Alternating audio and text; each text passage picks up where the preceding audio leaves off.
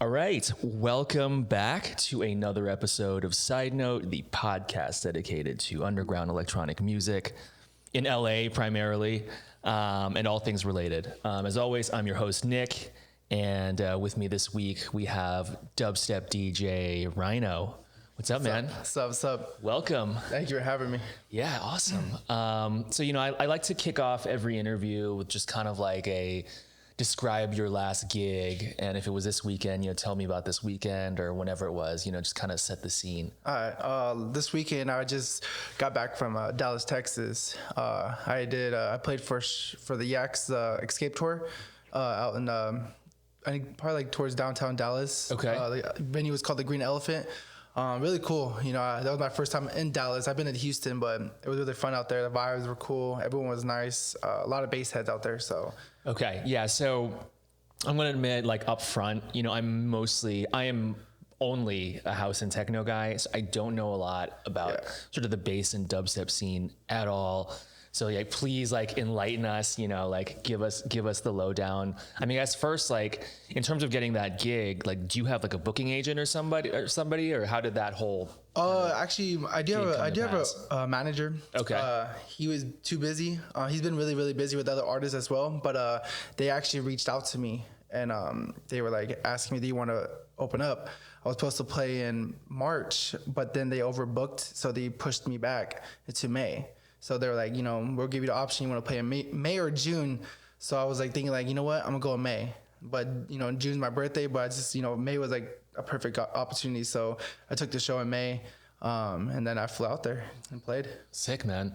And so it was a pure bass kind of dubstep night. Yeah.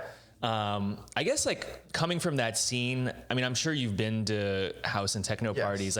What would you sort of say is the main difference besides the music? You think there's a difference in vibe and the type of person, or is it all kind of the same? It's just that the tunes are I think the tunes are just a little different because I'm not really a big house fan, but techno, right. I love techno. Okay. That dark, deep techno. I love it. So, but it's just I don't know, it's just it's not the vibe or anything, it's just different type of sound. Right. Okay. So I'm sure the plur is still there. It's still ravey, right? Okay. Yeah. The plur and dubstep is still there. It's always going to be there. Okay. So.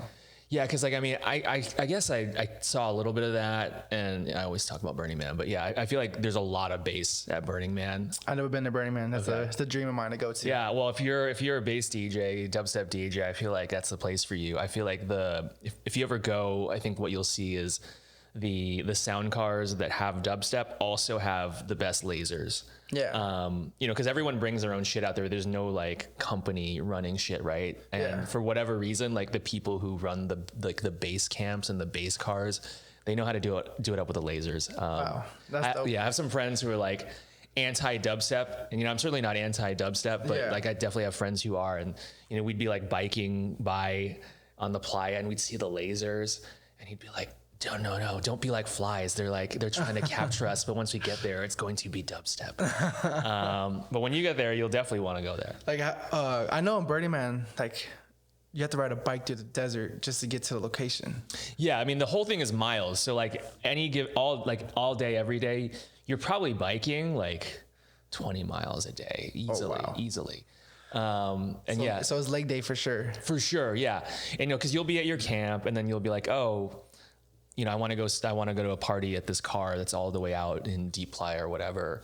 And basically you have to calculate for yourself. Okay, it's probably going to be a 4-mile bike ride from here to there. But it's super fun. Everyone's on bikes, so you don't feel, and some people have crazy electric bikes and Segways and other modes of transport. But yeah, it's definitely a schlep. I thought Burning Man would be more house and techno. There's all of that, but there's tons of dubstep and bass.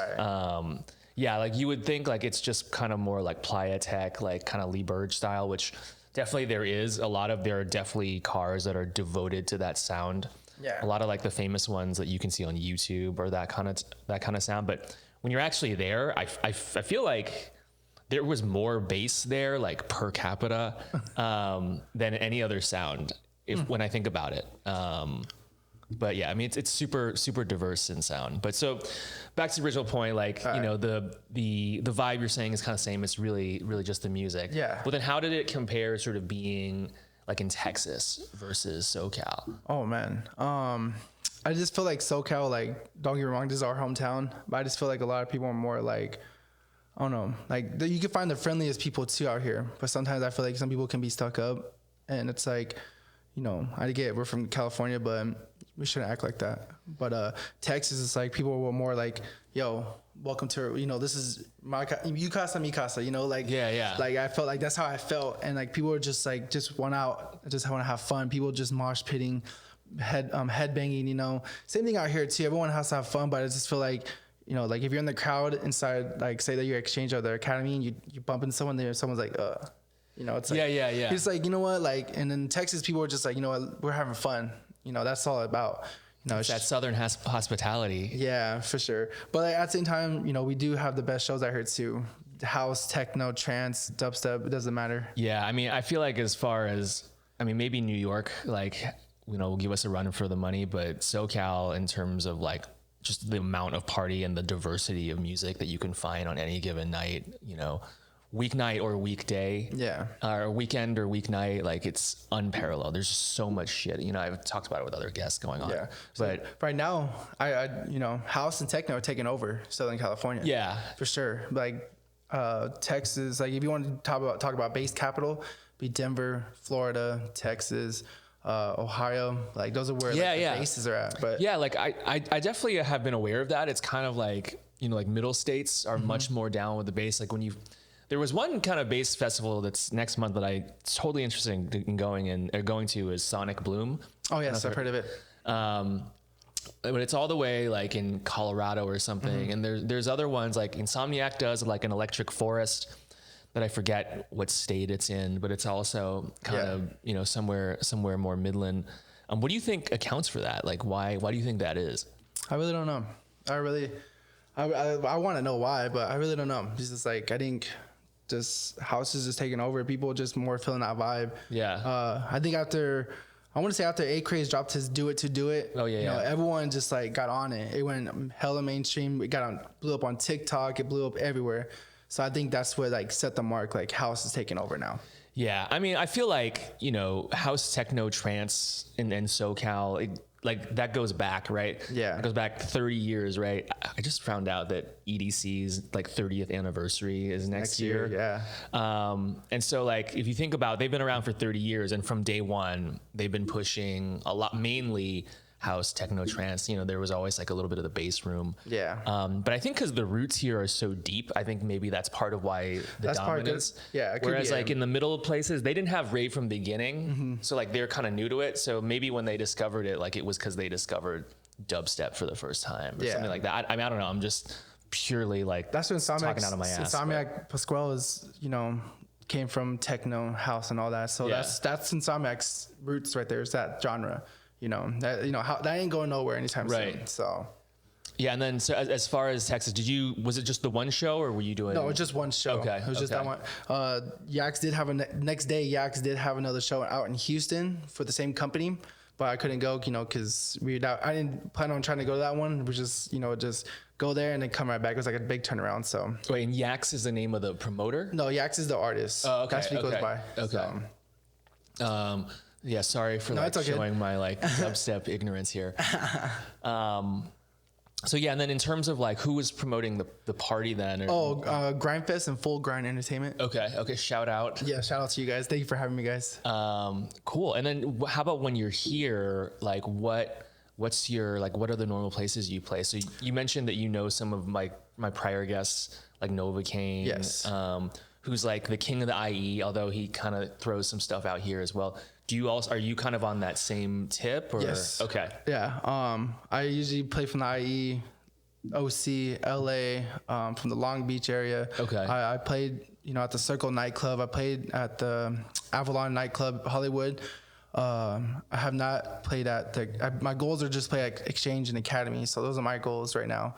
But I'm everywhere, you know, in the underground scene. But I feel like I've grown out of the underground scene. So it's a big accomplishment right there. Yeah, I guess what what was underground for you? Like what were those parties like? Just It was like warehouse stuff warehouses, yeah. in DTLA or in other spots? In LA, downtown LA, San Bernardino, Okay. Long Beach. We had a OC area. There's a bunch of underground warehouses going on right now. Okay. Yeah, like, so did you ever do like the NOS Airbnb situation? Okay. Nah, haven't done that. I still haven't been. You know, I mean, Novocaine throws that shit together. A couple of my guests, like shout out to Claus and Nectar. I think I saw that they played out there. Yeah. Dude, the production that he brings to that Airbnb is insane. Because I've seen videos on him, on his videos too on that. And it's on top of a house. It's on top. He has like the stage on the roof of a house with like lasers and lights and shit. He knows what he's doing right now. Dude. At those after parties, it's like people still want to party it up. It's still early. So. Yeah, and it doesn't feel like, I mean, if the production's good, right? It doesn't feel like, oh, this is a cheap after party. Like it's like a legit like after party. So. But so you have yet to do that? No, I have not yet to do it yet. So. So I guess like good segue to like, I mean, tell me about how you came into DJing and raving and like the whole like superhero story. So my first name was Ryan. So Ryan, myself, you know, got taken to a music festival in 2016 at Beyond Wonderland. That was my first festival at the Glen Helen. Dude. So that was my first ever Making festival. me feel old, dude. 2016. Okay. Yeah. So I just, you know, before my friends, I had old friends that would talk about, "Oh, let's go. And I'm just like, because I'm a country boy. Back then I was a country. You know, I love, you know, going through the dirt roads. And then my friends took me to my first festival, and then I just fell in love with it. I just fell in love. I went to every festival every month of the whole year of that 2016. So shout out to Pasquale. I feel like that dude's like changed a lot of lives in terms of like introducing people to the music. But so you went to Beyond Wonderland at the NOS? Yeah. Oh, not the NOS, the Glen Helen. Oh, okay. That was my first. That was the last Beyond Wonderland. I was there at the Glen Helen. Is that in San Bernardino too? Yeah. Okay. Okay. So like take us back to that first party. Like what were the standouts for you? What like really like kind of captured your heart or whatever? When I first took my first pill, like I was just like, dang, like I felt good. Okay. And then like I just remember just vibing out, and everyone was just vibing out. Everyone just wants to have fun. People jumping. You know, if it wasn't like I got to see Carnage for the first time, I got to see Marshmallow for the first time, Dada Life, Yellow Claw, Bro Safari was like what made Bro Safari and Carnage is what did it for me. Okay. Those two artists is like, yo, I like the bass music, heavy bass. So from music. day one, you were like, this is where it's at. This is the bass. That's where it is, and I just fell in love, and then I got to see everyone just vibing out. It's just fun. Like I could just see everyone's faces and just me like, dang, I can just be myself, just have fun and jump around and stuff. So, okay. So classic, like first time sort of rave / rolling story, like feeling the love, like feeling the vibes. Okay. And then, so sorry, go on. And then from there you were just hitting up a bunch of them. Just hitting a bunch of them, like at the NOS Center and stuff. I would go to all the NOS or little shows too at the nightclubs. I would just go to going to the OC or the Exchange in LA, all those. I would just hit them all. So I just fell in love with the music. Okay. And then, so yeah, this is also a common question, is, you know, because I feel like a lot of people come on and kind of describe a similar trajectory. Where was the turning point from like, I enjoy being a consumer, but like now I need to be like a creator? Back in 2017, I want to say 2018.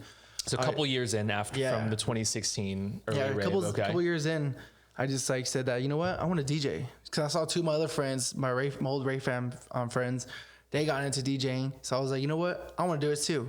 Let's see what happens. And ever since then, I just got in, and I joined Wasted Presents and inside the OC area.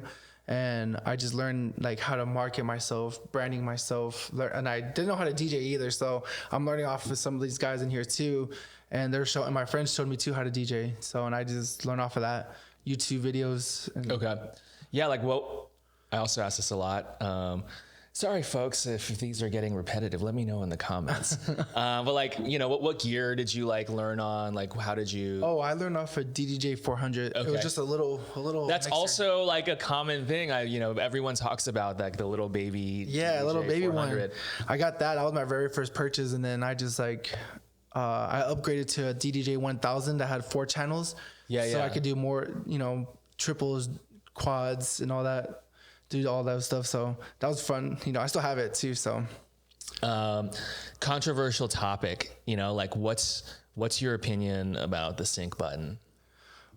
I have no problem with the sync button. People, I used to use it. I'll be honest. I use the sync button because I'm still learning. I didn't know how to beat match into it. So that right there, it would help me. So, but once one of my friends, this guy I used to go back to, I went back to back with, I think a couple years ago. He told me, his name was Berserks. Thank you, Berserk. Shout out to Berserk. Yeah, Berserk. He actually told me get off the sync buttons. I'm like, all right, but he was like, you can do it. I trust you. So I was like, you know what? I started taking off the sync buttons and I started just learning. And I think I just got better and better where I don't even need to use the syncs. So I feel like the sync buttons for people that are starting off first, but once you get the hang of it, boom, just get off of it. So here's my opinion, unpopular opinion. I am fully pro sync button. Come at me. Here's the deal. I feel like everyone should know how to beat match for real, right? You're at home, you're learning how to do it. Learn how to do it for real. Mm-hmm. But if you want to be out performing in front of people and clicking that button is going to save you a minute and a half of work that you could be putting into picking a new track, using effects. Maybe you want to do layered tracks. I feel like it just frees your capacity up for something else that's more interesting than sitting there for a minute trying to sync the buttons. So I mean, I would almost venture to say not using sync is stupid. Now it's if I use it, then I'm just I better get called out for it, because to this day I stopped using it after he told me not to use it. Ever since then, just haven't used it. Yeah, no, and I feel like it's to be someone who's out there playing, and if you say you sync, people shade you, and it's you're not real or whatever. What I just get mad is that when someone's playing before me and they leave it on. So it's when if you're, I don't, that's all you. If you want to use the sync button, go ahead, but make sure to turn it off when you're done. Yeah, turn it off for me, because that's why before I start press play, I make sure everything's good, cool, everything's turned off. That's fair. Because thing is too, a lot of DJs use CDJs with Tractor HID mode. Yeah. How's that different from using sync, right? Yeah. Same shit. But Carl Cox can be using Tractor and CDJs, and because he's Carl Cox, nobody says anything. Yeah. I don't think they should. He's Carl Cox, right? And I know there are definitely big DJs who are open about using Tractor, less so about sync. Yeah. But I've had people come on and be like, oh, yo, I saw so and so play, and they had the sync button on the whole time. And I know it's controversial in DJ circles, because as a group, we're very sort of adamant that you should be doing this. It's saying you need to drive stick shift. Yeah. You have to I don't know how to drive stick shift. I mean, I do know how to beat match, but I don't know how to drive stick shift. And I don't think it's fair for people who know how to drive stick shift to be giving me shit for driving automatic. You know what I'm saying? Yeah. But anyway, that's controversial. I feel hit the comments, folks. Yeah, I want to see people's opinion on the sync button, because it's funny seeing people's, people actually want to get people canceled for just using sync buttons. I'm it's just sync button. There's nothing wrong with that. Yeah, my thing is my opinion is the only other people who care are the DJs. Anyone else who's there to have fun doesn't give two shits. So it's oh, if I'm gonna put in the extra work to beat match manually, it's only to satisfy the 3 DJs who are watching me from the back room, what is he doing? What is he doing? But I mean, don't get me wrong. For a lot of people, it's not extra work for them. They're so good at the beat matching that it's just whatever. It's no big deal. And maybe that's for me. I can do it, but I can't do it in 5 seconds. It takes me a minute, a minute or so to get it done. And I just feel for me, I would much rather spend that time elsewhere. Yeah. But anyway. And then, so do you produce as well? Yes. Okay. Because you sent me some of your tracks. I hope you like them. Yeah, man. I've been producing about, I want to say 2018, towards the end of 2018. No, actually, you know what? No, I take that back. Towards the beginning of 2019, I started producing. Okay.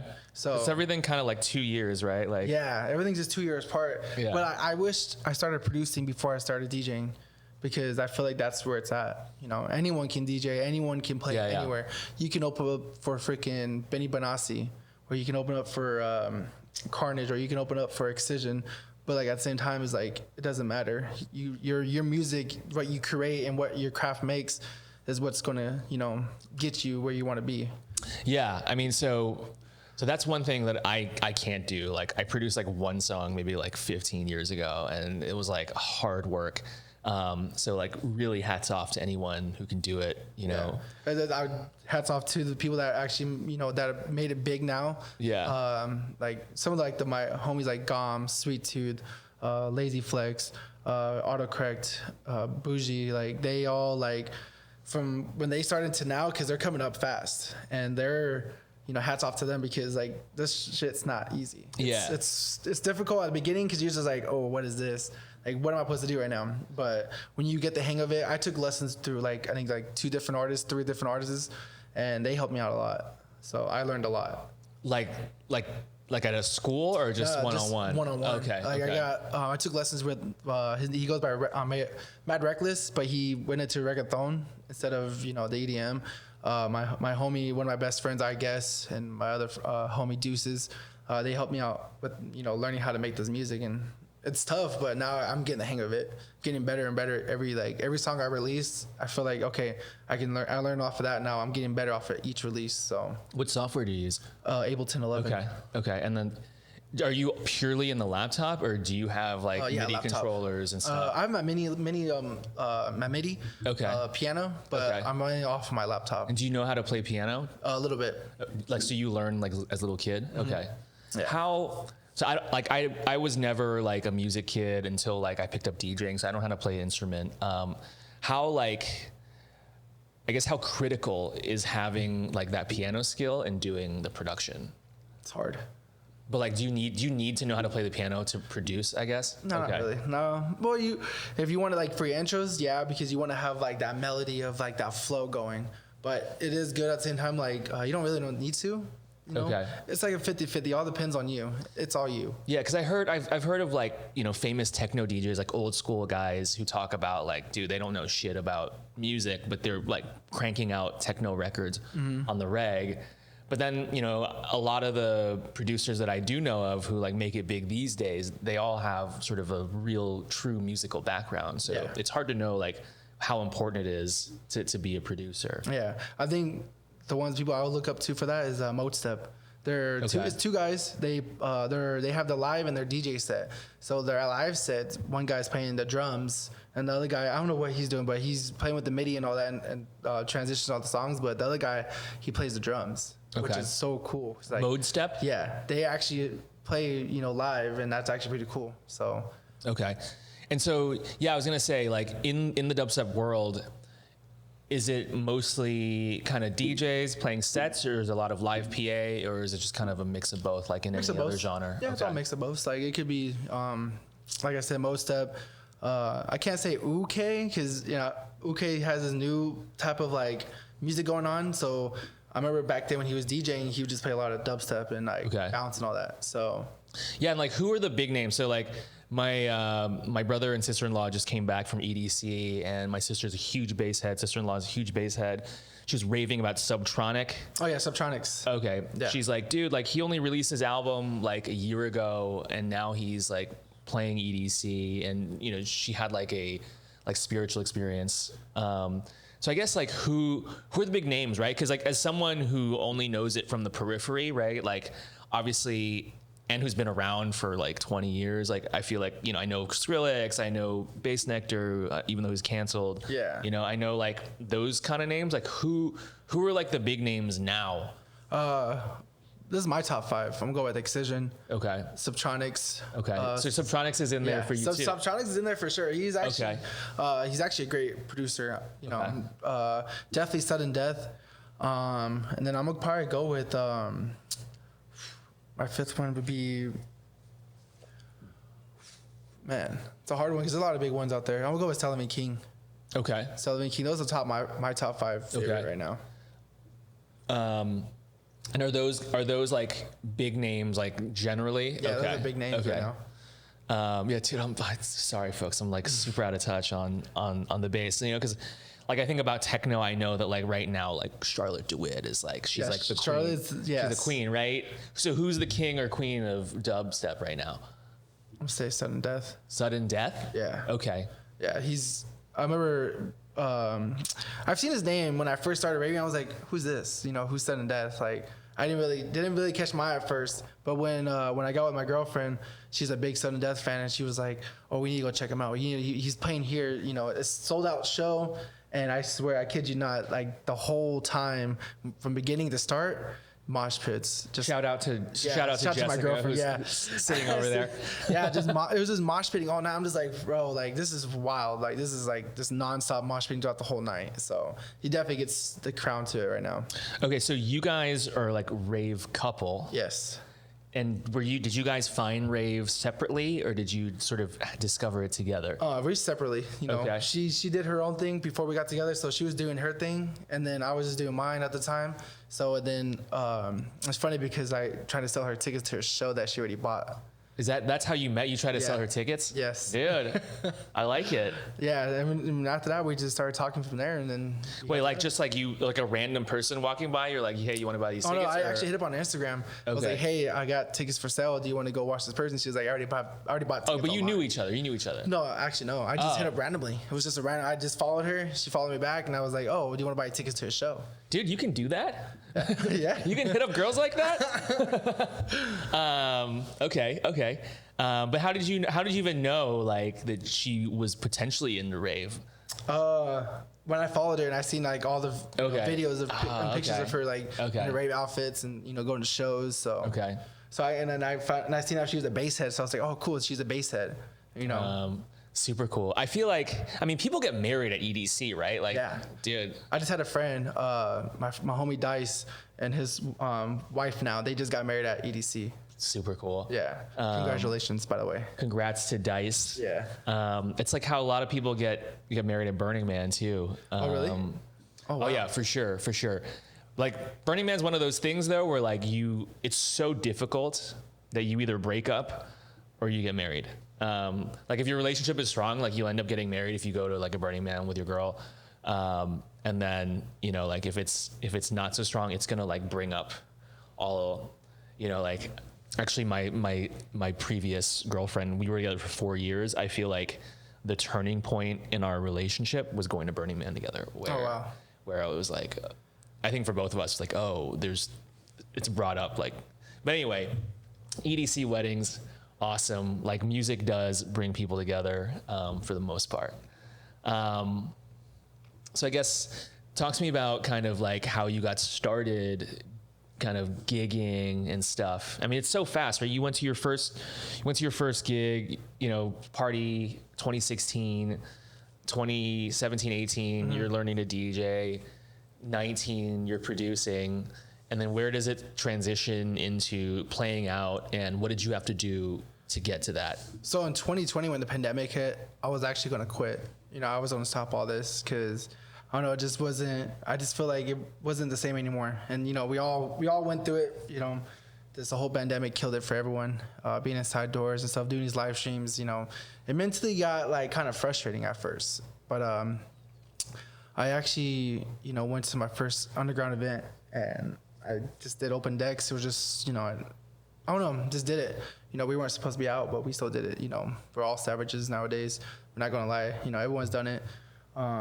That opened up a door for me, and I just told myself, I'm not. Open decks. Yeah. So okay, like I've only recently heard of this. Like, do you know Mama J? Yeah, I know Mama J. Yeah. So Mama J throws like a lot of open decks parties. I was like, I've never heard of that before, but it seems like now it's kind of a regular thing. Yeah. So you just showed up. You did open decks. Okay. Mm-hmm. And we actually went to Las Vegas. Shit. Okay. So we did like a turnaround. Me, my girlfriend, other best friend, Angel, aka Chaotic. He's an artist too. We just said, screw it, let's go. And then I feel like that opened up a door for me. Ever since then, throughout the 2020, I just kept on doing live streams, a couple, undergrounds. But when 2021 hit, when things started opening up, that's when it started like coming up more. I started networking more, networking with promoters, talking to people, going out. When things started opening back up, that's when 2021 was like the busiest. I was traveling a lot to Vegas. So just this last year. Yeah, I was traveling a lot. So this like post-COVID, things are starting to reopen. Yeah. Partying is like popping. So you're getting booked, you're moving around. Okay. My biggest booking was playing for Bass Canyon out in Seattle, Washington, for Excisions Festival. That was fun. I think that was probably like the highlight of 2021. So, cause it was crazy, cause main stage and side stage got shut down due to high winds. So the whole festival came to the local stage while I was playing. So I'm gonna say about like almost 5,000 to 6,000 people were there watching me play. And I ended up going back to back with my good friend DJ Blown, my homie, good friend now, Sweet Tune, and my other good friend Autocorrect. So we did like a California takeover at that local stage. So I guess as like an up and coming DJ, like what do the rates look like for, like? Well, my rate. So they cover your travel, right? Yeah. So most of them do. It all depends. Like I try to like negotiate with them. Some just don't want to. Are you doing the negotiation one-on-one, or do you have someone? I have someone else do it. Usually, usually if my manager's there, he'll do it for me. But if he's too busy, then I try to, me and my girlfriend try to work together. She tries to help me too. Shout out to Jessica. Yeah, so she's the one that helps me with all that. Okay. But if no one wants to pay, no one wants to do any of that, just say no. And that's why I kind of made my way out of the underground, because nobody wanted to do that. Nobody wanted to pay me. So I was like, you know what? It's no hard feelings, but like in the underground, and I get it. Like like a lot of DJs, myself included, would take the gig just to be able to play out on a system, right? But so you're like, no, you gotta fucking pay. Yeah, because I know I can be in the crowd, and I know I can bring the vibe, like the vibes and the highlight. Right now I've been, before I even got here too, I seen a lot of people throwing promoters like screenshots of like their conversations, and then I'm just like. Me, it's like I keep my head down. I don't start that drama stuff like, hey, this is why we go through contracts. This is why we go through here. Yeah. If they don't want to pay up front or deposit, then we just say no. I did take some shows that were just like, yeah, I'm just gonna take it, because I'd never had that, that like pretty much like the spotlight on me. But now it's like I take payments now, no matter what. Right, but if like Pasquale were like, yo, you can play EDC, but I'm not going to pay you, would you take it? I also take that. That's EDC. I got to. That's EDC. Yeah. I'm saying, but it's like I do get some people that actually like be like, oh, we'll pay for your stay, but we can't pay your traveling, but we can still pay you at the same time. See, like I feel like okay, it's one thing if you want to pay, but like they got to cover your travel expenses and your room and board to get there, Yeah. At minimum. So like, is there any place where up and coming DJs can like share their compensation information so that they can squeeze out, like a fair deal from promoters? Yeah. I feel like they can. Okay. Like, yeah. So do you have other artists that you talk to and you're like, yo, like this is what they're paying me? Like, yeah. I like, yeah. It's like, I tell other artists too, like my good friends, I have other people that are good friends too, but I just feel like, like, people just hit me up because like, oh, you're doing this, you're doing that, but it's like I don't even talk to you. Okay. It's not. It's no hard feelings. No. I'm not trying to be a head ass or anything. It's just like I just feel like people just like from the progress. I'm gonna say this, from the progress where I was at back then. Like nobody didn't care about me. But now when people see me doing bigger things, people want to like, oh, what's up? What's up? Yeah. This and I'm like, like. It's no hard feelings, but it's like I don't like when people do that. It's like you hear from me from the beginning, and if you still hear from me now, I have people that were there from the beginning to now, and this is why that's why they're my best friends, and this is why they're my friend, my little small group, because they're there. As Drake says, no new friends. Yes, like literally, like it's. Like people want to get that call. Like I've had people hit me up like saying like, oh, like can you bring me out to play some songs with you? And it's like. I don't even talk to you like that, or we're not even like we're cool, but like it's just like I'm not friends like that, So another question related note, like, do you feel like your booking is like directly correlated to your social media like following? So okay. Yeah, I have a bunch of people, like a bunch of my like fan base, like people actually be like, oh, hit up these people. I'll put a word in for them. Or these promoters, talk to this promoter. He's a promoter, so like they can help you. So do promoters have like a thing where like they just pay you like on a grid based on how many followers you have, or No, I have a contract stating like this is how much. If you guys, this is what I want. This is what I expect from when I get there. Okay. If it doesn't work out, then it doesn't work out. Let me know. Okay. But like it is stated on the contract how much I get paid. And like, how did you draft that contract? Like your manager like put it together for you? Yeah. And like, did they have to hire a lawyer or? No, it's just stated through my manager. But then my girlfriend actually, redid it, and she redid it. Yeah, she's the one. Jessica should be here too, man. She's like just as involved. Yeah, like she's like the other manager too. Like if he's too busy, she's there. Like she's like, yo, foot down. And you don't want to talk to her because I'm more nice. She's not. So like, if she'll make sure like, yo, like no, he gets taken care of. If not, then no. Dude, I love it. It seems like you found yourself a queen, man. I'm still looking for mine. Like, they say like behind every good man is like a great woman. So it sounds like you hit the jackpot on that front. Yeah. Okay, so they're negotiating on your behalf. Mm-hmm. It's like kind of correlated to social media following, but I feel like there's other elements to it too, right? Like just like independently of how many followers you have, if people see that you're playing at some festival, like that must also sort of increase. It's got to because I see a lot of people that have paid followers, and I think a lot of people. Oh yeah, how can you tell when it's paid? So when I know it's paid followers, it's like, okay, you have 14 point whatever thousand followers with only 450 following only 450. So I'll go through their posts and I'll see their comments and likes. If I only see like 100 or 15 comments, you can see the numbers. If you see like those numbers alone, those are paid followers. Okay, interesting. I see it a lot. I see it a lot on a lot of people because people want. If you have a good following and people see like a promoter sees like, oh, he has a good following, so let's go check out his music. If you could tell by the music on SoundCloud or Spotify or Apple Music, well, not Apple Music, but Spotify or SoundCloud, you could tell what's bot followers and what's a bot comment, because you could tell like hi or like it's just random like short word like a word, hi, bye, or cool, fire, this and that. Like, it's like, okay, this is heck. It's like low engagement. You can tell the engagement is like super low. It's just like some bullshit. See, like I won't talk about it, but I'll definitely see it. Like, okay, like this guy has paid followers, but I'll never bash anyone about it. It's like, hey, that's on you. If you want to put money into like this, I'd rather put my money and all my investment into promoting my music instead of just paying for my followers. Right. Because I'll never pay for followers. I'll never ever do that because I feel like the check mark is also a good indicator too, right? It is a good indicator. Because if you have like 15,000 followers or 20,000 but no check mark, I feel like that usually when I see that's a little sus to me. Yeah. Because like that's like a big following at that point. Like, I mean, I don't know how the blue checks get awarded, but I feel like once you're at 20, if you're an artist, like you should be able to get a check. Yeah, I know on Instagram you can go through like the settings and stuff and request for one. I know you can do that. So like a common thing that I talk about with folks who come on is like how social media has completely changed the way you have to go about being a DJ. Yeah. So I mean, I feel like you came up in, like 17, 18, 19, so it was already around, when you came into it. But what do you feel like you have to do on social media to like manage, your artist persona? Like, what are things that you actively do? Like, for instance, do you feel like you have to post like a certain, like you have to post every week or have to like post stories like a certain amount every week, that kind of thing?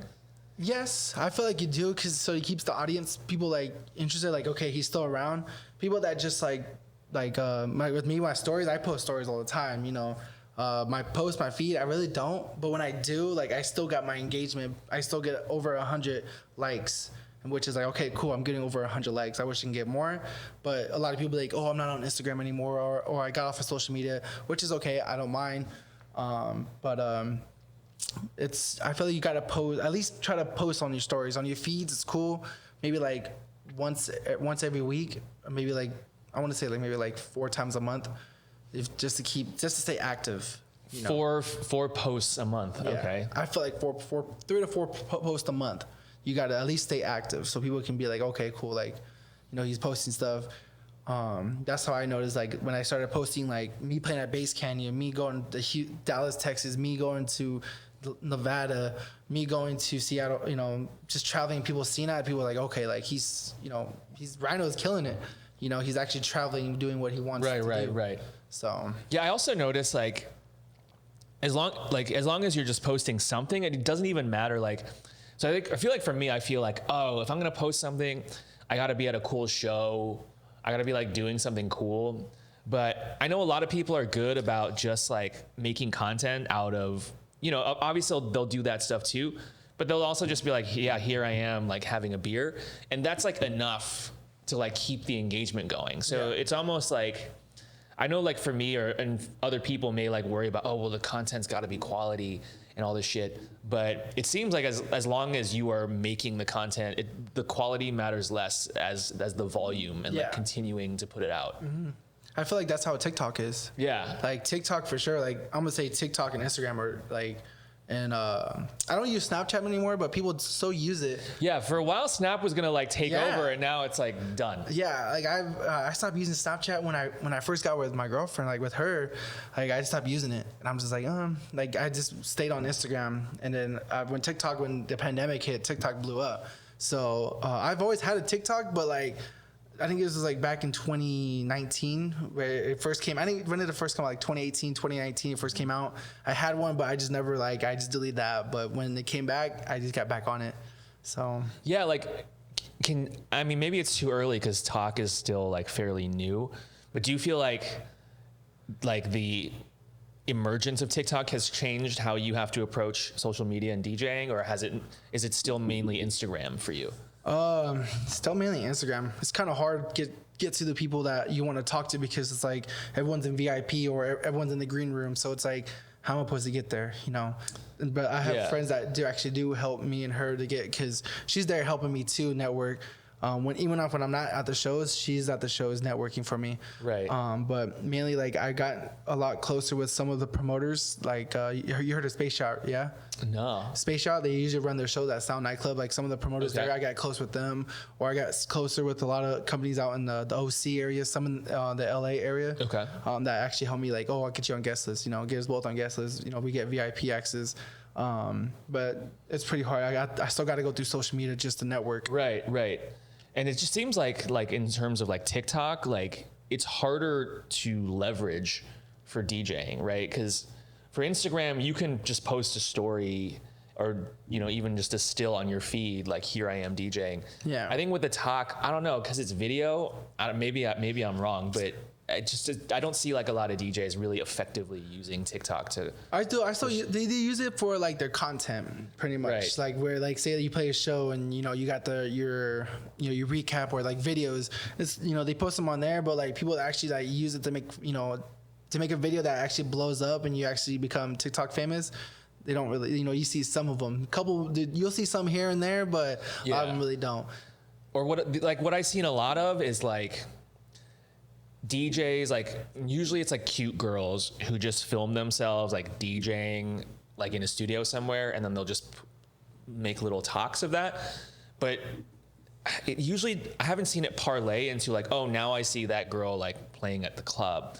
It's just, oh, now she has a following of people who like to see her DJing on TikTok. Yeah. But it doesn't really open the way to like, okay, now you're playing at Sound Nightclub. Yeah, I think I don't really say that either. Like I see maybe like a couple times. Like there's one guy, he's a dubstep artist. He got put on Disciple label, and different labels too. But he's coming up. But he with his little doubles and triples and quads and all that, just him posting content like that got him where he's traveling now. And people want to see him play. But like I rarely see people actually like me, because I'll go on there and I'll post like a double, triple, and all that. But like you got to stay consistent with that. That's true. I mean, there's one guy like Kuzbane. I don't know if you heard of him. Kuzbane, yes. Yeah, he does like the mashups. I guess he's kind of a TikTok guy that's like parlayed it.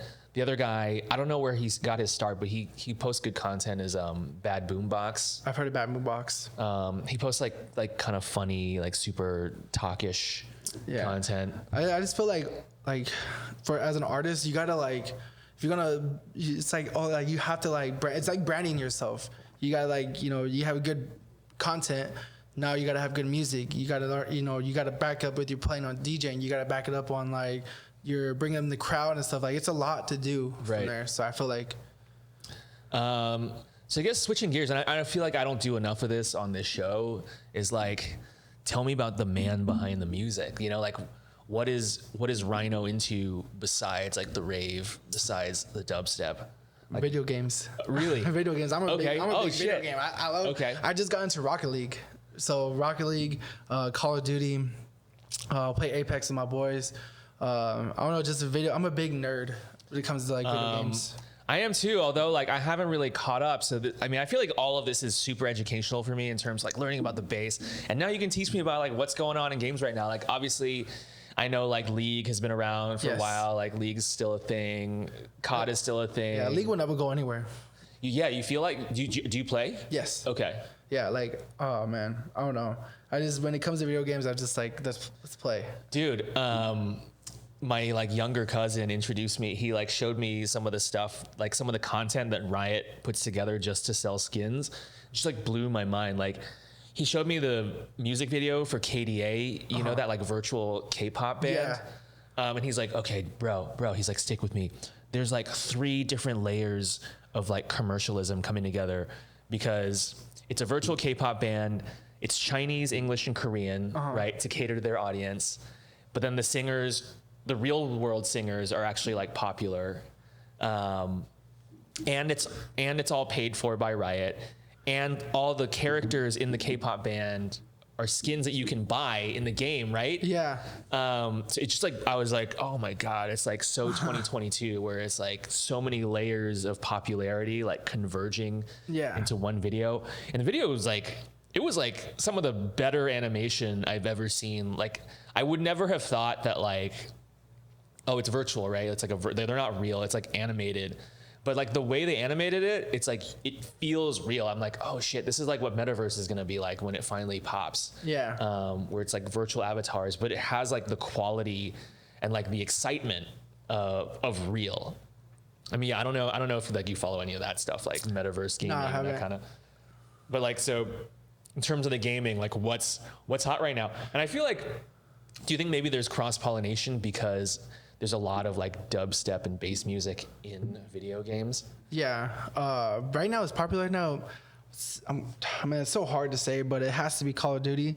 Warzone or something else? Warzone. So Warzone is still hot. It's so hot, but I just feel like it's just going downhill. What they're doing right now, I don't know. Like they just added a King Kong versus Godzilla type of mode, and it's just like, you know what, like what are you guys doing? You know, I feel like they don't know what else to come up with. So like, it's like zombies wasn't enough, right? Yeah, like this whole like Vanguard and stuff. They just fell off of that. It's so bad. Like I keep telling myself I'm stop playing. So I end up to stop playing for a bit. I went to Rocket League. I was trash. All right, I don't know what that is. Tell me about Rocket League. So Rocket League, it's like a soccer. It's pretty much like soccer, but with a car. So you just drive and you make the ball it's just like soccer pretty much, but with a car. You just you fly in the air. It's multiplayer. Yeah. Okay. And then you can do like doubles, singles, triples, and quads. Okay. Is it free to play or do you gotta? You have to pay for it. Okay. But before it was free when it first came out. I had to pay for it though because I missed season 2. After that, I was like, Rocket League actually was getting up there. I would see some of the artists, a lot of these artists that are in the bass scene, they would play Rocket League. So I'd be like, you know what, I'm gonna play. And then my other best friend, Jose, like he told me like, oh, you should get this. So I ended up getting it, but I just never played it because I sucked. Wait, a different game from Rocket League? Or? No, it's the same thing, Rocket League. But he would want me to get Rocket League all the time. Like, he was trying to like get you on it. Yeah, okay. But I was like, okay. I played for like a week, and I was like, I can't do this. Yeah, like so do people still buy just like AAA console games, or is that becoming like less and less? It seems like it's moving toward like massive multiplayer. It is moving towards massive multiplayer. Like I don't know. I think that was like back in like, you know, when I was like maybe like 7 years old. Like I wanted to buy. I had me a Nintendo 64. Or like a GameCube, so I would want to buy the games. But now it's like when I got my first Xbox, everything was more like multiplayer now. So yeah, that's what I'm noticing. Like with like the Fortnite and the Minecraft and all of that stuff, it's all what's the other one too? Like Overwatch. Yeah, everything is about like big multiplayer. I love Overwatch. I suck at multiplayer. Like it sucks for me to feel like some 12-year-old is out there like kicking my ass. Which is why I'm like, oh, like I'll just do like campaign mode. I'll buy Call of Duty, but I'm just gonna do campaign mode and like play by myself. Because like I do not have the same like hand-eye. Yeah, I remember. I don't know if you remember, but like video gaming wasn't popular back then. Probably like in the 90s, like towards maybe like the early Junes. Yeah, early in 2000s, I want to say. I mean, they were popular, but like for most of my life, it's been like nerd shit, right? Yeah. And now I think we've gotten to like a point in society where like the nerd shit is actually the cool shit. Yeah, and like back then we all I was a nerd back then too. I was a little fat nerd, little fat chunky kid back then that was a nerd, and we used to get made fun of. I used to get made fun of for like that because of my weight and me being a nerd.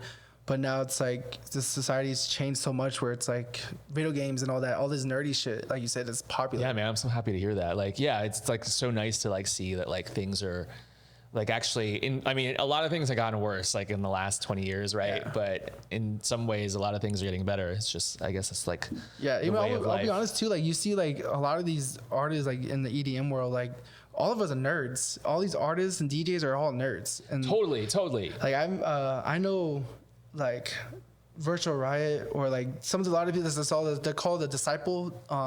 They're like a group, but like most of those guys are nerds. Like you can so tell, like, dude, like you look like a nerd, I look like a nerd. Like I could see it, like. Yeah, man. I mean, like I feel like electronic music, right? There's like overlap in general. Like it's electronic music, electronic games. Yeah. Like it used to just be like dominated by nerds. Like if you look at like who the DJs were, like in the 90s, right? It was like fucking Moby. Nerd, like Richie Houghton, nerd, like the Fatboy Slim, like the whole thing was run by nerds. So like I remember like it was really like almost like discouraging to see in 2010, when EDM like first started popping, and like all the DJs they were pushing out there, are just like kind of just like your like conventional, like good looking dude. Mm-hmm. And it's like, oh, what happened? Like this used to be like an all inclusive scene for everyone. And now you're just like pushing like Avicii and Calvin Harris and Afrojack and, all these like bros, which don't get me wrong. Like that's, I mean, I respect as artists, but it was definitely like a change. I feel like when EDM first came. And maybe it's changing back, or maybe it's like shifting to be like a little more all-inclusive again. I don't know. All right, man. So we've had a long journey here of technical difficulty. The camera went out, but hopefully, I think the audience will still get that conversation. When we talk about video games and the rise of the EDM nerd, or the re-rise of the EDM nerd. But as we kind of come to the end here, what do you want to plug? For the audience out there. So if anyone wants to do music, don't be discouraged, because there's so many people out there that are really just discouraged. I get people hit me up all the time saying like, how do you get booked? How do you get these shows? How do you do this? It's like, just gotta network and stay consistent on posting content like how you do in here. Stay consistent on it, because like everybody in this whole world, everyone wants to see you fail. And it's not going to happen if you just keep your head straight, keep on going. Don't go on social media and start, talking shit. It's not going to get you anywhere, because everyone's going to look at you like, who the hell are you? Right. So it's like, just keep on pushing and you'll get there. Trust me, because I was literally, like I said, I was going to quit and I didn't want to do this anymore. But now I'm actually playing festivals and playing big shows, opening up for big artists, and you can do it. Anyone can do it. Just don't give up. So wise words. And then is there anything in particular you want to plug in terms of like your social media and stuff? I mean, I'll put all the links out there for everyone, but I have a Twitter _Rhino Official. My Instagram is Rhino Official. I don't go on Snapchat, but you guys can add me. It's my last name, Orozco76. TikTok is Rhino Official. I stay posting on Twitter and Instagram a lot. I'm more active on those two. TikTok is here and there. Snapchat, no. But you guys can add me, follow me. I like for you guys to just to like follow my journey in this, because it's gonna get crazy and it's gonna get really wild. I'll tell you that. Sick, man. Well, amazing vibe. Thank you for coming on. Thank you to Jessica behind the scenes for co-producing today's episode. As always, don't forget to like and subscribe. We're growing slowly but surely, ever so slowly, but we are growing.